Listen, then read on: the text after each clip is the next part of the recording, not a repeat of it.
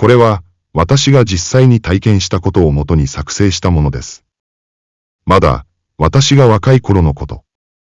運搬業務で、ジョージア州からホノルルまでのフライトで起こった恐怖の出来事を紹介。機体はセスナ、ターボ。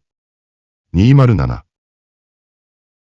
初日は、ジョージア州イーグルネックという小さな飛行場から、マイアミ、オパロッカ空港まで行き翌日アメリカ大陸の南側を通り、増装タンクを装着するためサンフランシスコにある。オークランド空港に持っていく、4レッグのスケジュールであった。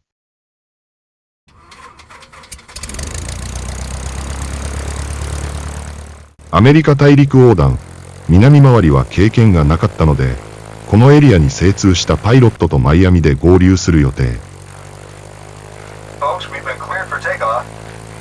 初日の天気は、良好で700キロのフライトであったが、予定通りマイアミに着くことができた。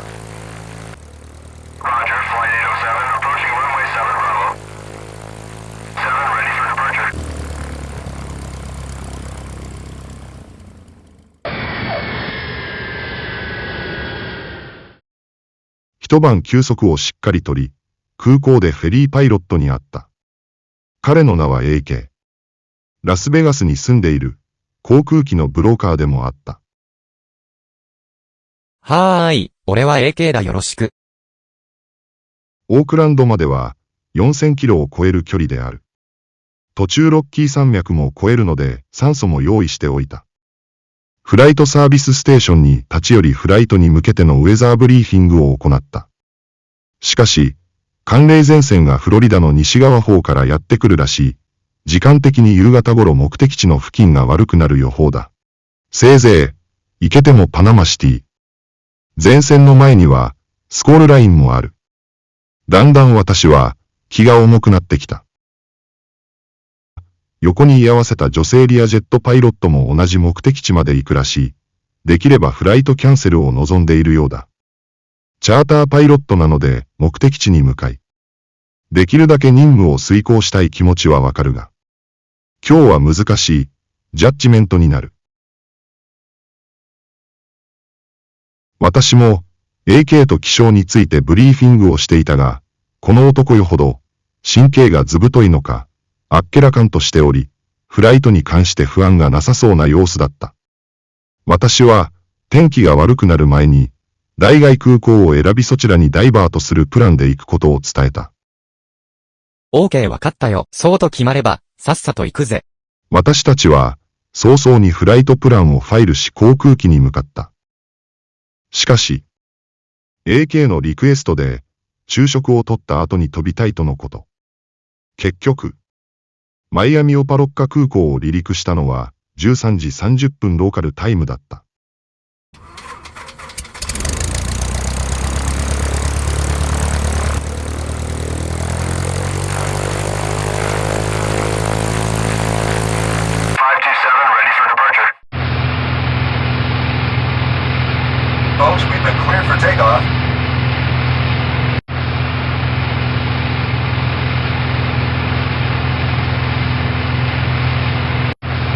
計器飛行方式で6000フィートを維持して2時間半が過ぎようとした頃から、ベタ雲状態になりしばらくオントップで飛んでいた。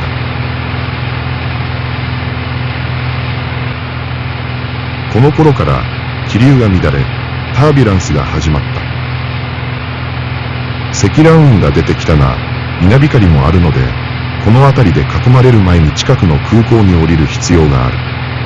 今のところは、自動操縦もこの気流を乗り越えてきているが、ここから先、揺れがひどくなればどうなるかわからない。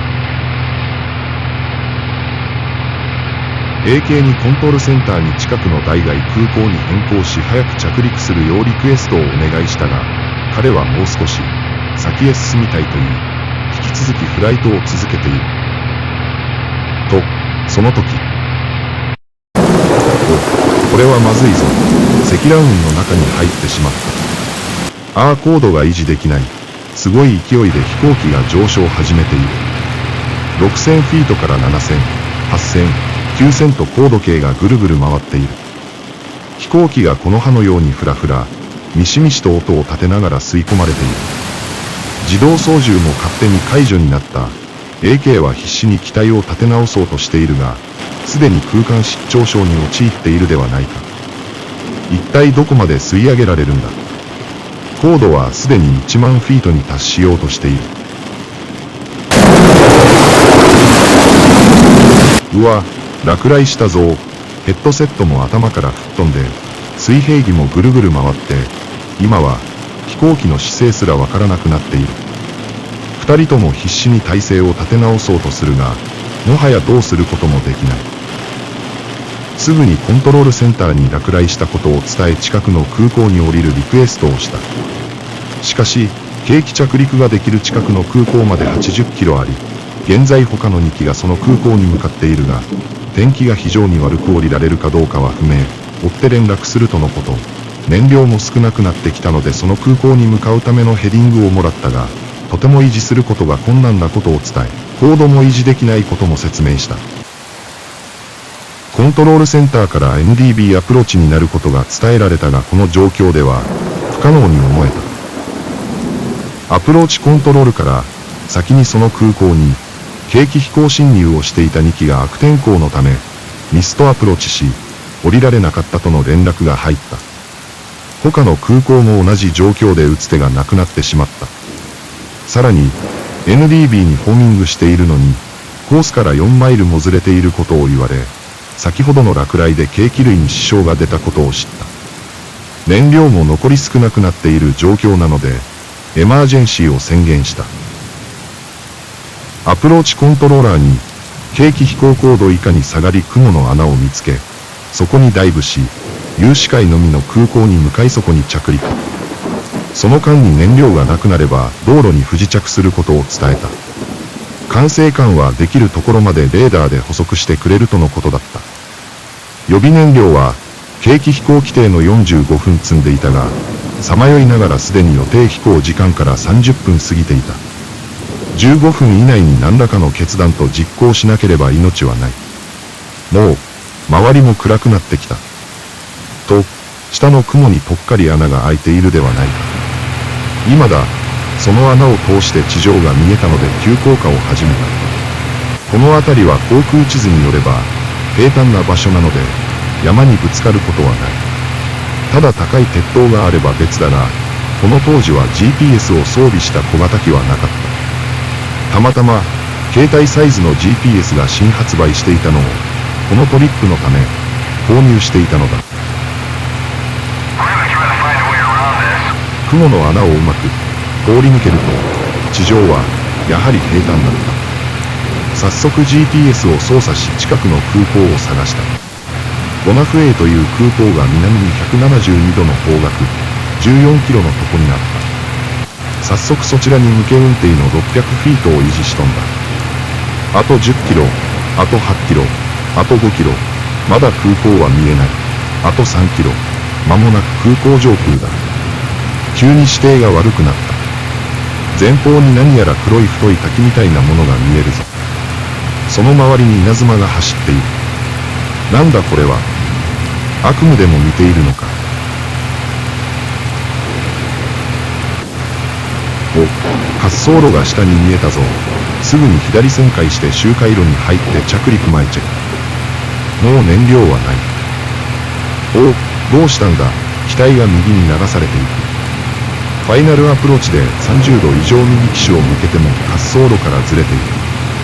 相当強い横風を受けている。やり直しだ。ゴーアラウンドを決行し、再度挑戦。周回路を飛行中燃料切れでエンジンがブスブスいってきた。もう、これが最後だ。なんとかして機体を下ろさなければ。滑走路に。明かりが欲しいが、先ほどから無線で呼び出してはいるものの、応答なしだ。まるでゴーストタウンのようだ。今度こそ最後だ。滑走路はみ出ても着陸させなければ。あれ、急に風が止んだぞ。なんだこれ。今回はスムーズにいけそうだ。やっと、地上に戻れたぞ。生きていてよかった。周りはやけに暗いし、明かりもついてないのでおかしいとは思いながら、疲労感が急にやってきた。暗いハンガーの中に機体を滑り込ませ、エンジンを切った後、地上に倒れ込んでしまった。生きていることへの感謝で地上にキスをした。しばらくして、やっと体が起こせるようになった。AK は、の間に近くのホテルまでの足を探していた。電話は使えなかったが、警察と話すことができ、協力要請した。そこで、先ほど空港の脇を竜巻が通り抜けて、周囲を破壊し、停電していることが分かった次第。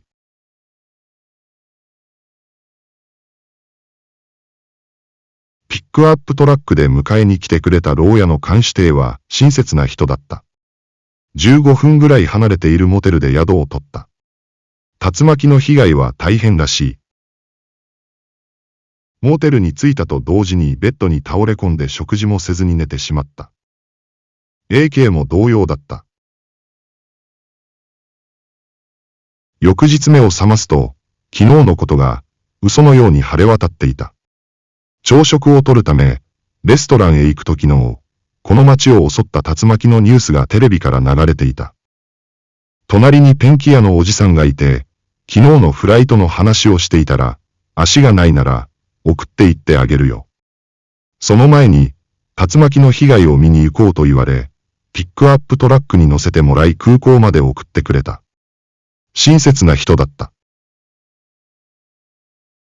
竜巻の被害を見るのは初めてだった。家は基礎を残しすべてがゴミのように散乱しており、元の形が想像できないぐらいだった。木もひねってもがれたような姿だった。改めて昨日のフライトのことを思い出して、足が震えた。幸い、落雷による機体のダメージも、ADF 受信機の修理のみでことを得た。以上が今回の私が体験した恐怖のフライトエマージェンシーでした。その後オークランドまでは順調にフライトができ、予定通りにハワイまで運ぶことができました。このことで、もう少し慎重になることを学びました。本当、生きててよかったと思います。ご視聴いただきありがとうございます。では、また。